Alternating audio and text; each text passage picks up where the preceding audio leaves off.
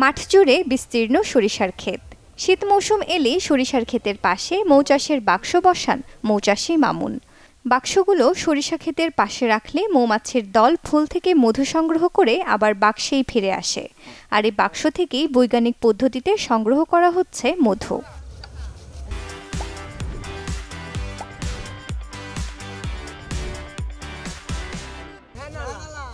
বাণিজ্যিকভাবে ভ্রাম্যমাণ মধু খামার করে মামুনুর রশিদ স্বাবলম্বী হয়েছেন।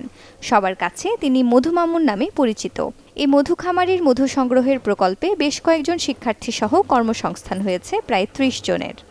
আমি এই খামারের পড়ালেখার পাশাপাশি সব কাজই প্রায় পারি।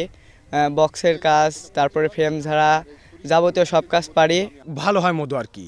আপনার 100-200 বাক্সয় মনে করেন 20টা করে মাল বাড়ায়, 20 মণ করে মাল বাড়ায় আর কি। পড়াশোনার পাশাপাশি আমার মধুর খামার আছে, আরও মাউন কাকুর আছে, ওই তো এগুলা মধু ভাঙি। প্রতি সপ্তাহে 3 মণের বেশি মধু সংগ্রহ করেন মামুন, যার প্রতি কেজির দাম 600 থেকে 1500 টাকা। চলতি বছরে ফুলের মধু সংগ্রহের লক্ষ্যমাত্রা নির্ধারণ করেছেন 20 টন। আমি 2600 টাকা দিয়ে 1997 সালে আমি 4টা মৌবক্স নিয়ে শুরু করেছিলাম। আপনারা জানেন যে আমার মধু হচ্ছে অস্ট্রেলিয়া, স্পেন, কোরিয়া এবং বাংলাদেশের গন্ডি প্রত্যেকটা জেলাতে 64টা জেলাতে আমার মধু যায় এবং আমার এখানে অনেকের কর্মসংস্থান হয়েছে এবং যাদেরকে একেবারেই কেউ কর্মসংস্থান দেয় না, ঠিক আমি সেই সব ছেলেদেরকে নিয়ে আমি কার্যক্রম পরিচালনা করি। আগামী সরকার এসে যদি আমাদের মতো উদ্যোক্তার পাশে যদি ভর্তুকি দিয়ে যদি আমাদের পাশে থাকে, তাহলে আমরা অনেকের কর্মসংস্থান সৃষ্টি করতে পারবো। অনেকেই নিজ চোখে মধু চাষ দেখছেন আর টাটকা মধু সংগ্রহ করছেন মধু মামুনের মিষ্টি মৌ খামার থেকে।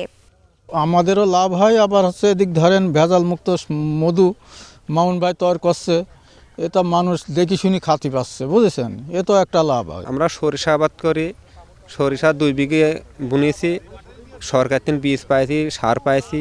মধুমন ভাই মধুর সংগ্রহ করার জন্য ফলন ভালো হয়, মূল্য সরিষা 5 আগের চাই বেশি হওয়ার শুরু করছে। আমি প্রত্যেক বছরে এখানে মধু কিনতে আসি এবং নিজে খাই এবং আমার আত্মীয় স্বজনও আমার মাধ্যমে খাই, শুধুমাত্র সরিষা ফুলের মধুর জন্য। মধু মামুনের মধু খুব সুন্দর, অরিজিনাল, নির্ভেজাল মধু। আমরা দেখে শুনে এই যে ভাঙা দেখে হারভেস্ট দেখে নিয়ে যাচ্ছি। মধু মামুনের কাছ থেকে অনেকেই প্রশিক্ষণ নিয়ে উদ্যোক্তা হয়েছেন, সেই সাথে বুনছেন স্বাবলম্বী হবার গল্প। Desk report, channel 24।